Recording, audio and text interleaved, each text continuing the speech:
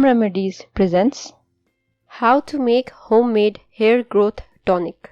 You may notice your hair stops growing in one spot or seems to be growing slowly on one side. Most lack the basic knowledge of how to pamper their hair. So I decided to share my secret for long, healthy hair with you today. Today I will share with you a recipe that is really simple to make. Ingredients: mustard oil 500 ml, fenugreek seeds 2 tablespoons.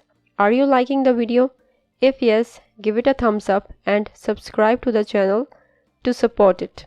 Directions: place the pan on low flame and pour the oil with seeds in it. Wait for the seeds to slowly turn black.